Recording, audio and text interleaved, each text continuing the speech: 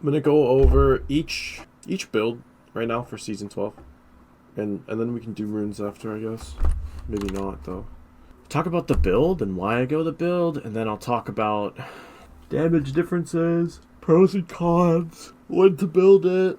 Because I wouldn't say the crit build is always better, because in those comps, well, I'll get to that. But all right, so we'll just talk about the two builds.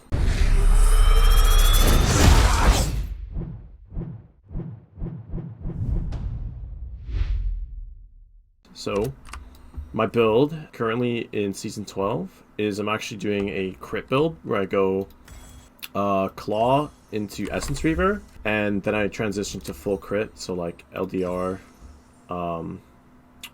eat one of these two. Usually I go Collector, then Death Stance, and then you can sell boots for Ghostblade. But yeah, about 60% crit build with full pen. It's really good. And the reason it's even possible again is because Essence Reaver, they didn't really change it. It's just that Claw and Essence Reaver is a insane amount of damage. It's as good as Claw Ghostblade, which I'll show you in a second right now. So it's pretty much the same, but you're getting the crit chance out of this and Spellblade. So you're getting two benefits. Obviously you're losing the mobility and you're losing the raw spell damage, but the all-ins is actually going to be better with Essence Reaver at 2 items, because you can, if you're proccing Spellblade twice, it's a lot of stacked alt damage, as well as it being consistent. One of Zed's biggest issues is lack of consistency. They've balanced the champion with Q. Like, you have to hit Q or you don't kill. That's kind of to keep him hard to play, keep him balanced, but the issue comes when your opponents know how to counterplay the Q, and there's a lot of counterplay that good players abuse. You're really just a bad champion. So like having auto attack pressure in your all-in, you still have to hit Qs with this build. Like any Zed build, you still have to hit Qs, but at least with the crit and Essence Reaver setup, you have some kill pressure without hitting triple Q, which is a big deal for a champ like Zed. I always go Claw when I go crit, because if I can't go Claw, then I can't go crit anyway, right? I always go Claw with crit, because in the comps that don't let you Claw, it's probably because you're against like Agus or Khanari. And so against those comps, you're just better off going Caster anyway. And I feel like Caster is much stronger with Duskblade, as Duskblade is a stronger level 1 item, or stronger power spike than Claw. The reason I say that is because it's the timing of the damage, because it's happening as you WEQ auto, and you're getting your fat amount of burst from that instantly, right? Versus the Claw, it's so much slower. You have to combo them, then you have to ult them, then you have to claw them, and then combo them again. Whereas with Duskblade, in the early game, the extra 75 base damage up front feels much stronger. Plus, it's really good at skirmishes too, and 2v2s and stuff. So the build path is, after these items, you go LDR. Pretty much always do this. I don't think I've ever changed this build path. It just feels very strong. It's very fluid. And then at this point, you can decide, like, okay, do I need to survive, or do I need damage? Usually I just go damage and just kite them. So Collector, you can go Infinity Edge. It's slightly more expensive, but it's worth it. So if you're snowballing, go for the Infinity Edge. You're gonna get more damage out of this. Let's just say you're doing normal build, like the standard one that I have.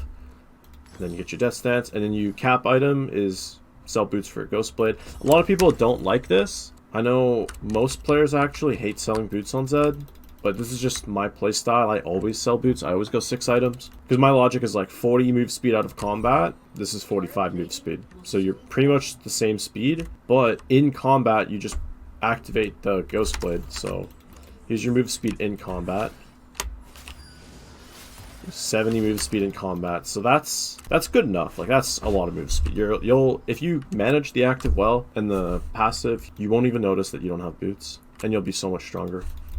Well, actually, no. Let's go over the other build first, and then I'll show you the comparison. So you saw the comparison at 2 items. Here is the late game comparison. So with Caster, I still do Caster. I typically go Ghostblade, Duskblade, Grudge, Edge of Night if you need it, Hydra, and then obviously you go CDR boots at some point, and then I sell boots for Cleaver late game. So this is the Caster setup. Caster is very flexible though. Like, you don't have to do these 2 items. I'd say this is pretty much standard, and then after these items, you got your choice. So you can go like Serpents, you can go GA, Death Stance is decent, even on Caster. Heck, even Sterax, if you're going Black Cleaver Sterax, is an 800 Strength Shield on a 60-second cooldown. It's pretty good. Then you have 3000 HP, but I tend to lean towards this, especially when I have Duskblade for the AoE. Yeah, Caster's pretty standard. It hasn't changed. And this is the combo I'm going to do is triple Q, auto E, passive. To compare them both.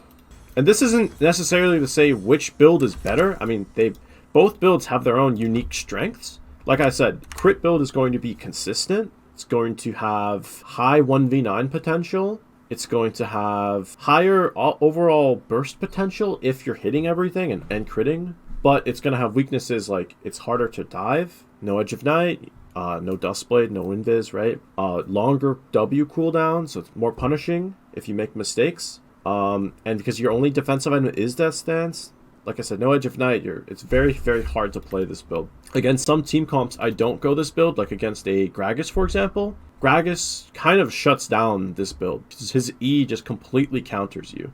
You can go in and you ult, and then he stuns you, and the hitbox is so big, and the duration of his E is so long that you can't avoid it. So that's just an example, though. There's lots of champs that do what Gragas does when Zed ults. Like Ahri's another champ that, in mid lane specifically, that does mess you up. I don't go this build into Ahri because you're just not allowed to ult in. So I wouldn't do this build if you're not allowed to ult in. And then here's the damage comparison. There we go.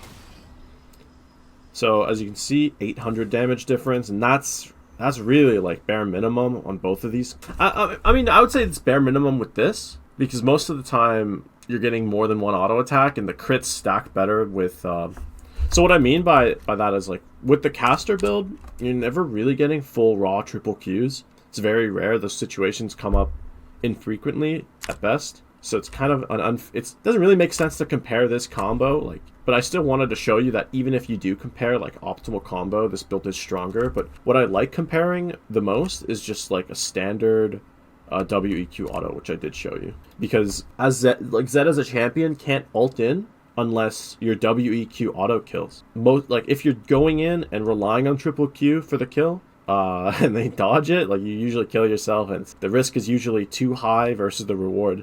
So you wouldn't do it. That's my logic, at least. I guess we'll cover the Bruiser build, but I don't even do it. Like, as you can see, this is my build path, my builds right now. I don't even build Bruiser, and I haven't built Eclipse in weeks. Against tanks, I'd much rather have this build because I'd rather have the 15% damage ramp from this with the 15% damage ramp from this, along with the increased crit damage from this. So you get up. Like, I'll just show you why. With this build, you can actually kill like a 6k HP target really easily with just auto attacks. Like you ult, claw, auto. I mean, I cancel my auto. See, this is bare minimum damage, and I did 7,000. And it has 100 armor. But if it's a tank, like if you full combo a tank with this build, you're going to one-shot it. Like, I've done it consistently. So I'd rather, if they have a lot of tanks, I'd rather just do this, kill the tank in the side lane. And on top of that, your squishy damage is like crazy.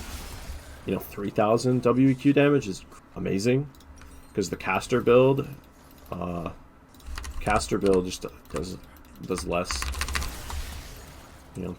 2,300. So it's a much weaker build in that situation. I think I've covered everything I need to cover.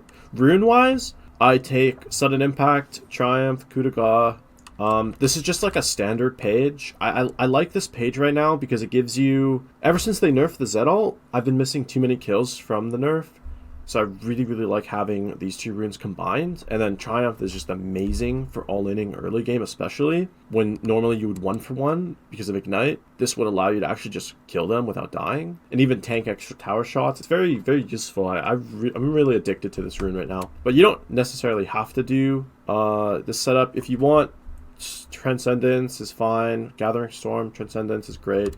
You can go Scorch, Transcendence. You can go Absolute Focus, Gathering Storm as well if you're really ballsy. I do that build sometimes, but No Taste of Blood makes that very difficult, so you can only do it in very comfortable lanes. But you're going to have a lot of success by just going this rune page. It's very standard. It fits both builds very well, and it's what I go. What about First Strike? I don't go First Strike. I only go First Strike in the jungle, and even then, I don't know. I've done it so much that I just don't think First Strike's good anymore. Alright, I think that's good.